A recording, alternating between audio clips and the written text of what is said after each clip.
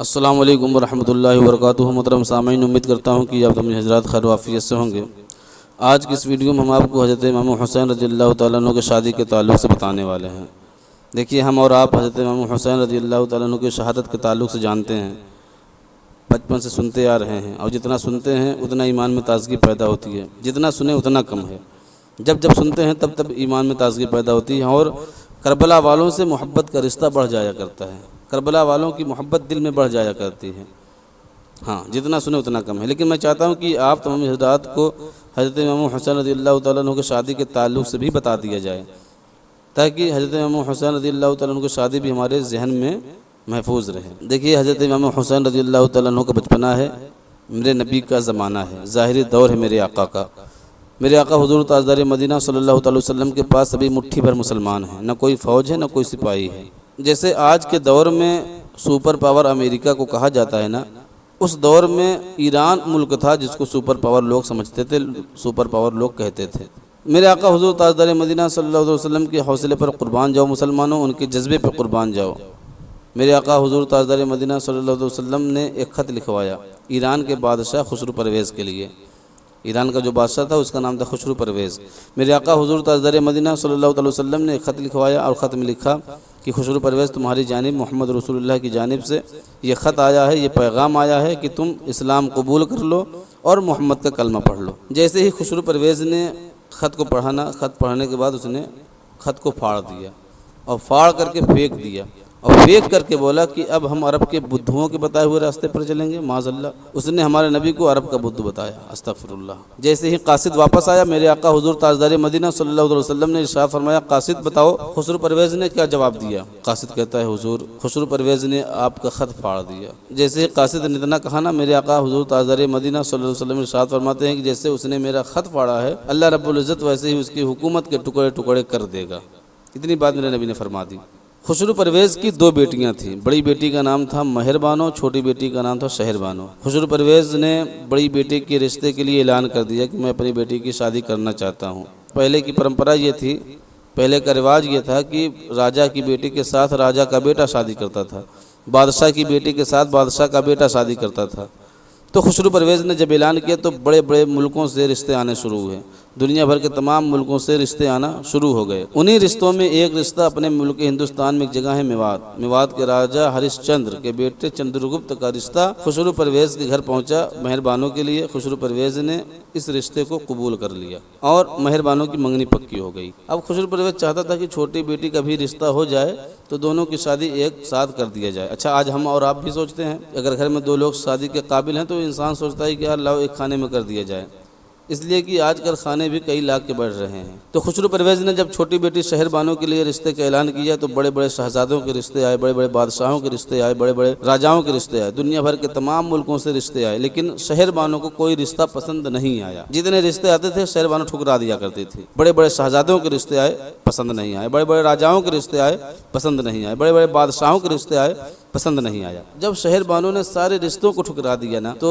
خسرو پرویز مجبور ہو گیا، اور مجبوری کے عالم میں بڑی بیٹی کی شادی راجا ہریش چندر کے بیٹے چندرگپت کے ساتھ کر دیا، اور وہ چندرگپت کی بیوی بن گئی، ہندوستان کی بہو بن گئی مہر بانو۔ اچھا، جب اس نے خط پھاڑا تھا اور ادھر شادی ہوئی، یہ 7 سال کا عرصہ گزر چکا تھا، اور اس 7 سال کے اندر میرے آقا حضور تاجدار مدینہ صلی اللہ علیہ وسلم کے ظاہری دور سے انتقال ہو گیا، وصال ہو گیا۔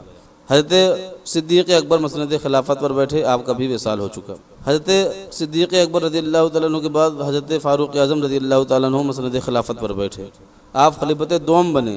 جیسے ہی آپ مسند خلافت پر بیٹھے نا تو آپ نے سارے مسلمانوں کو اکٹھا کیا، اور اکٹھا کر کے آپ نے کہا کہ مسلمانوں، مجھے نبی کا وہ جملہ آج بھی یاد ہے جو میرے نبی نے فرمایا تھا، اللہ خسرو پرویز کی حکومت کے ٹکڑے ٹکڑے کر دے گا۔ مسلمانوں، لشکر تیار کرو اور ایران پر اٹیک کر دو۔ اٹیک کرنا یہ تمہارا کام ہے، اور فتح دینا، کامیابی دینا، یہ اللہ کا کام ہے۔ حضرت فاروق اعظم رضی اللہ تعالیٰ عنہ فرماتے ہیں کہ مسلمانوں، جب تک میں نبی کے جملے کو سچ کر کے نہ دکھا دوں گا نا تب تک میں چین کی سانس نہیں لوں گا۔ توجہ کریں گے مسلمانوں، جیسے ہی مسلمانوں نے ایران پر اٹیک کیا نا تو پہلے ہی اٹیک میں ایران کو فتح کر لیا، پہلے ہی اٹیک میں ایران کو فتح کر لیا۔ ایران کے محل کے میناروں پہ اسلام کا جھنڈا لہرا دیا تھا، ایران کے میدانوں میں نعرہ تکبیر کی صدائیں بلند ہو گئی تھی۔ سپر پاور ایران تھا، مسلمانوں نے جب اٹیک کیا تو فتح کر لیا۔ کیوں فتح کر لیا؟ کیونکہ میرے نبی نے فرما دیا تھا، ہے قول محمد قول خدا فرمان نہ بدلا جائے گا، بدلے گا زمانہ لاکھ مگر قرآن نہ بدلا جائے گا۔ فتح کر لیا، جب فتح کر لیے تو بہت مال غنیمت ہاتھ لگا، بہت سے مردوں کو قیدی بنایا گیا، بہت سے عورتوں کو قیدی بنایا گیا اور ایران سے مدینہ شریف لایا گیا۔ حضرت فاروق اعظم رضی اللہ تعالیٰ عنہ کی بارگاہ میں مال غنیمت پیش کیا گیا، مردوں کی لسٹ پیش کی گئی جو قیدی بنا کر کے لائے گئے تھے، عورتوں کی لسٹ پیش کی گئی جو قیدی بنا کر لائی گئی تھی۔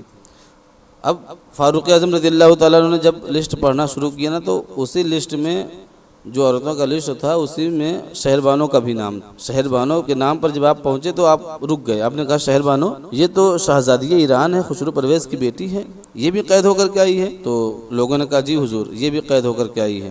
تو فاروق اعظم رضی اللہ تعالیٰ عنہ فرماتے ہیں اچھا یہ بتاؤ جتنی عورتیں ہیں ان کو کنیز بنایا جائے گا، کسی کی خدمت میں دے دیا جائے گا، لیکن یہ شہزادی ایران ہے، اس نے اپنے باپ کی سلطنت کو دیکھا ہے، اس کا بچپنا ایران کے محلوں میں گزرا ہے، اس کی جوانی ایران کے محلوں میں گزری ہے، اب اگر مدینے میں اسے کسی کی کنیز بنا دیا جائے تو یہ گھٹ گھٹ کر کے مر جائے گی، اور اسلام کسی پر ظلم نہیں کرتا، ایسا کرو مدینے میں کسی نوجوان لڑکے کو تلاش کر کے اس کی شادی کرا دو تاکہ یہ بیوی والی زندگی خوشی کے ساتھ گزارے۔ جب اتنی بات فاروق اعظم رضی اللہ تعالیٰ عنہ نے کہی نا تو کچھ لوگوں نے کہا کہ حضور یہ شادی کرے گی کس سے؟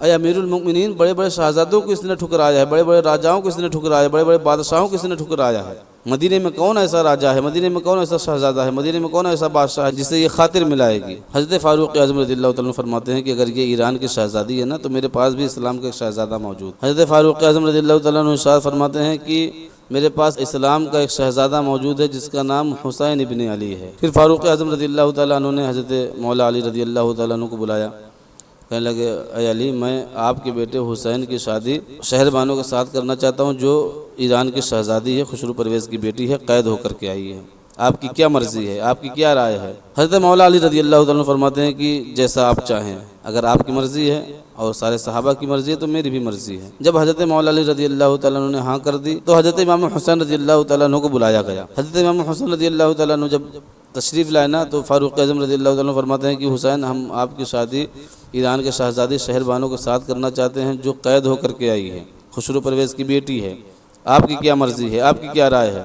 تو یہ عابد باپ کا عابد بیٹا ہے، صابر باپ کا صابر بیٹا ہے، متقی باپ کا متقی بیٹا۔ امام حسین رضی اللہ تعالیٰ نے فرمایا کہ جب میرے باپ نے ہاں کر دیا تو میں کون ہوتا ہوں جو نہ کر دوں، جب میرے باپ کی ہاں ہے تو میری بھی ہاں ہے۔ حضرت امام حسین رضی اللہ تعالیٰ عنہ بھی راضی ہو گئے۔ اب شہر بانو کو بلایا گیا، شہر بانو کو بلا کر کے حضرت فاروق اعظم رضی اللہ تعالیٰ عنہ نے فرمایا شہر بانو ہم آپ کو کسی کی کنیز نہیں بنانا چاہتے، ہم چاہتے ہیں کہ مدینے میں کسی نوجوان کے ساتھ آپ کی شادی کرا دی جائے تاکہ آپ بیوی والی زندگی سکون کے ساتھ گزاریں۔ شہر بانو کہتی ہیں کہ اچھا یہ بتاؤ کہ شادی میری مرضی سے ہوگی یا آپ کی مرضی سے ہوگی؟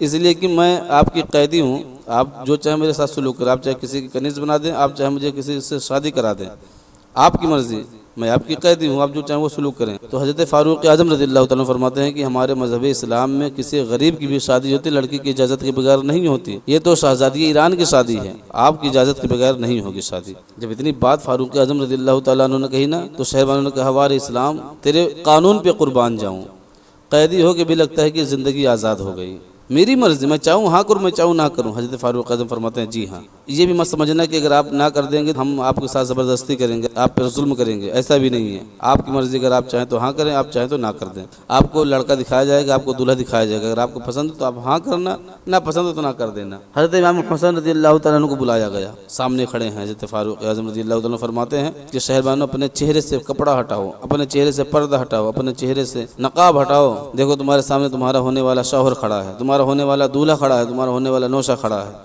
قسم خدا کی کتابوں میں آیا ہے جیسے ہی شہر بانو نے اپنے چہرے سے نقاب ہٹایا نا، اپنے چہرے سے کپڑا ہٹایا، اپنے چہرے سے پردہ ہٹایا، جب حضرت امام حسین رضی اللہ تعالیٰ عنہ کے رخ زیبا پہ اس کی نظر پڑی تو وہ تڑپ گئی اور چیخ کر کہتی ہے کہ اے امیر المؤمنین یہی وہ چہرہ ہے، یہی وہ چہرہ جس کے لیے میں نے سینکڑوں رشتوں کو ٹھکرایا ہے، جب سے میں بالغ ہوئی ہوں جب سے لے کر کے آج تک میرے خواب میں 170 مرتبہ کوئی یہ چہرہ دکھاتا ہے اور دکھا کر کہتا ہے کہ شہر بانو تمہارا شوہر یہ ہوگا۔ اے امیر المومنین بڑے بڑے شہزادوں کے رشتے آئے، بڑے بڑے بادشاہوں کے رشتے آئے، بڑے بڑے راجاؤں کے رشتے آئے، میں نے سارے رشتوں کو ٹھکرا دیا بس اس لیے کہ ان رشتوں میں یہ چہرہ نظر نہیں آتا تھا، اور آج بھی میں نے سوچ کے رکھا تھا کہ اگر یہ چہرہ نظر آئے گا تو ہاں کروں گی، نہیں تو نہ کر دوں گی۔ اے امیر المؤمنین میری طرف سے ہاں ہے۔ حضرت شہر بانو کہتی ہیں کہ ایران کے محل میں مجھے میری منزل نہ مل سکی، مدینہ کے بازار میں مجھے میری منزل مل گئی۔ جب تک آزاد تھی مجھے میری منزل نہ ملی، قیدی ہو کر کے مجھے میری منزل مل گئی۔ حضرت شہر بانو نے جب ہاں کر دیا نا تو حضرت فاروق اعظم رضی اللہ تعالیٰ عنہ نے نکاح کا خطبہ پڑھا اور حضرت مولا علی رضی اللہ تعالیٰ عنہ نے اجابہ قبول کرایا۔ حضرت امام حسین رضی اللہ تعالیٰ عنہ کی شادی حضرت شہر بانو کے ساتھ کر دیا گیا۔ حضرت امام زین العابدین رضی اللہ تعالیٰ عنہ یہ حضرت شہر بانو ہی کی اولاد ہیں۔ امید کرتا ہوں کہ آپ کو ویڈیو پسند آئی ہوگی۔ اگر ویڈیو پسند آئی ہو تو پلیز آپ چینل کو سبسکرائب کر لیں اور ویڈیو کو لائک کر دیں۔ اب آپ کو پتہ چل گیا ہوگا کہ ہاں حضرت امام حسین رضی اللہ تعالیٰ عنہ کے جو ساڑھو تھے وہ ملک ہندوستان کے تھے۔ اور اگر آپ اس کے آگے کا بھی واقعہ سننا چاہتے ہیں تو آپ کمنٹ کر کے بتائیں، انشاءاللہ اس کے آگے کا بھی واقعہ میں آپ تک پہنچانے کی کوشش کروں گا۔ السلام علیکم ورحمۃ اللہ وبرکاتہ۔